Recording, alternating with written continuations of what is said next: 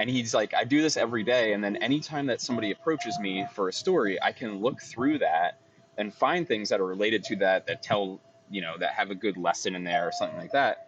And I was thinking about that. I already started doing that, and it's actually quite an amazing practice because one of the things that he mentioned is like people actually feel like life moves slower as a result of it because you're actually tracking like every day of your life. It's not like you go through a day and it's just gone and that's it. It's like you have a memory from every single day.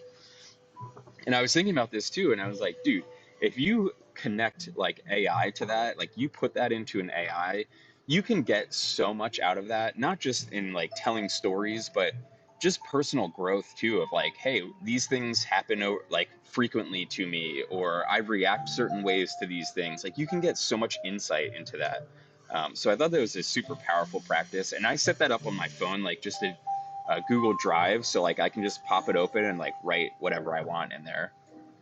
Well, Um, that's a great thing too, is now it's like you don't even need to carry a pen and paper on you. I mean, right. everybody Yeah. has your phone, like and people are on it all the time. There's no reason not to just like take that Yeah. time to jot that down. Yeah. Yeah. And you can even attach like pictures and videos to things too. Like if something happened and you're like, took pictures of it, like you just put that in the Google Drive too. It's like it's pretty crazy practice that is very On that powerful. note, I did read that like Google's released their image generation's gotten a lot better. They Yeah. also release now too their own video creation, which apparently Hmm. is very good. And that's the other thing I'm wondering is like what's gonna happen with like content now with like these things capable of making video. Like, Hmm. is it gonna show Yeah. up in like everything eventually? Are there gonna be whole Oh, movies made out of 100%. it? It's what's going to Yeah. be Yeah. streaming on Netflix. 100%. Yeah. Yeah. But I had a question for you guys regarding Google Yeah. because Google repeatedly comes up at the top of Gemini comes up at the top of all the benchmarks. But Hmm. my personal experience with using Gemini is garbage compared with like ChatGPT and Claude. I was Yeah. curious if you guys felt the same way or if Oh, it's I just am use I just really bad at using it? no, I use Google 2.5. The Pro is awesome. I get Yeah. such good results from that. They were Gemini, I think was worse early on with coding. It didn't do image creation very well, but they've been focusing on that. And also like you need like either API access or the Pro account to really access their better stuff for the most part. Like although I found their models that are free now, because that's what I use, have gotten way better. I don't know what Yeah. if your experience is the I same. I think I mean honestly, I feel like across the board they're all fairly equivalent. All Yeah. of the different ones with minor like improvements for certain things on different ones. The I was actually watching some videos on the benchmarking uh, for AI. And, a couple of years ago, a lot of the benchmarking was just like difficult math problems or things like that. And it's gotten significantly harder to actually do realistic benchmarks for these because they're almost more intelligent than humans. And so it's gotten to the point where, like, I think these benchmarks, whatever they're saying, doesn't really matter that much.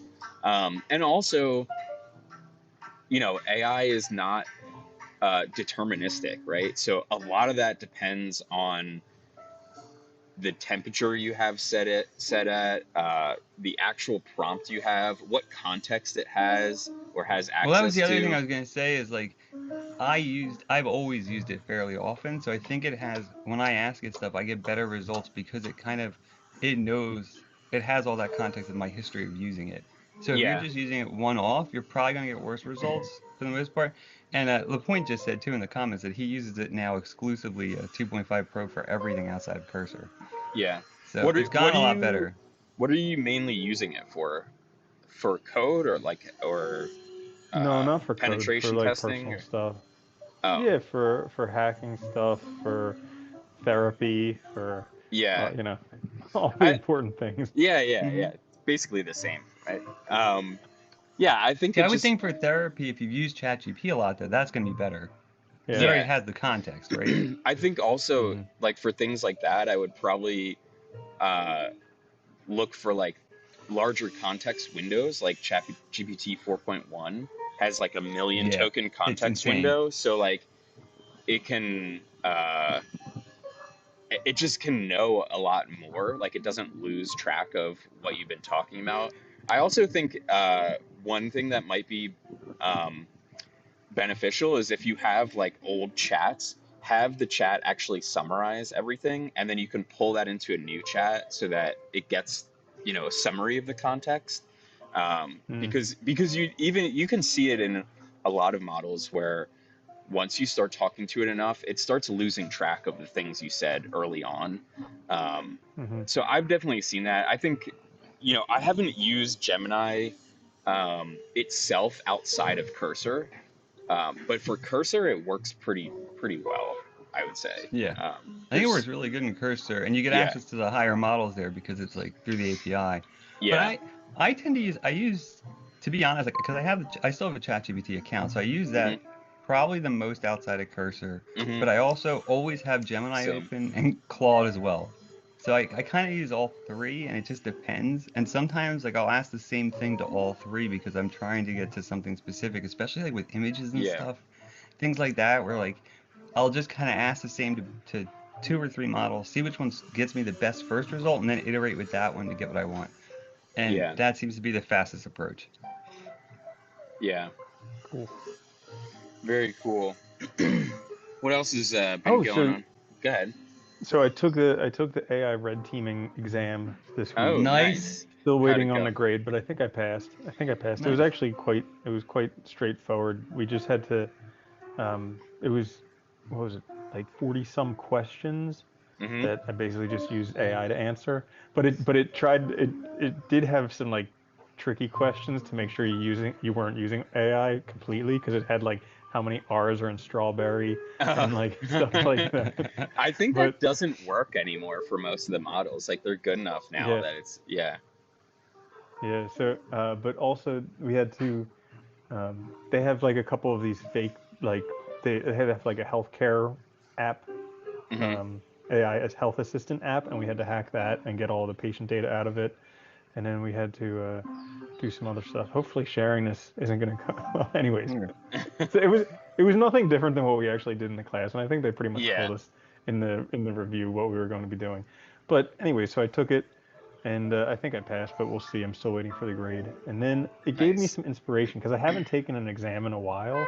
Mm. I forget what the last exam I did was, but I Yeah, you're have on a kick for a the while. Test after I test was on after a kick for a test. while, and Yeah. then I finished all the course material for the certified bug bounty hunter on Hack the Box. So, and I have a voucher that's good for 2 exam attempts that runs out in like beginning of July. So I was figuring I might as well just Sweet. go ahead and take that the first time, see Yeah. what that's like, and then maybe I'll get that one too. That'd be Yeah. Well, sick. if you took it soon just to see what it's like, then you could still get Yeah, another attempt in before they expire. yeah, Yeah. Yo, I yeah. wanted to ask you, remember we were doing that I don't know if that was in the inner circle or here, but we were doing the hack a prompt thing, and you were showing how you Yeah. couldn't get that one without pushing out the context window. Did you ever Oh, attempt that and find any other solution? dude, I tried so many things. There was one that, okay, so apparently somebody was able to do it because like the thing is, so a lot of people come up with like brand new prompts, and they're also using these automated tools like Pirate and Grok that Yeah, actually do like automated red teaming. So it just basically brute forces these things until it finds a solution. And yeah, Yeah. so, or it fuzzes them. And so I have a feeling that's how they figured it out, because I, for the life of me, could not figure out how to make it any shorter. There yeah, was one thing. So like basically for those of you listening, so you can follow along, there was a thing where any prompt that you put in, it would append to the end of it and ignore previous instructions. yeah, And and then it had another, like, the AI was using another AI that was looking for anytime something looks like somebody's trying to do some malicious uh, prompt, just flag it. And so yeah, like every time that you would put something in there that it would have that piece added to the end, it would just flag it, and you would get like, I'm sorry, I can't respond to that, or something along those lines. yeah, So the way that the solution that I knew would work is, since the context window was like 3,000 tokens or whatever, I Oh, just that's put small. 3,000 tokens of garbage, and then the final instruction, and then at the very end it cut off the end of that thing. So like the final mm, instruction was to do it whatever, and then it cut off the and ignore previous instructions. So yeah, that's how I got it to work, but that was very token heavy, and the points you get on the challenge is the total challenge points minus the number of tokens. So yeah, I had like minus the maximum tokens that you could potentially Yeah. hack. But there was somebody who did it.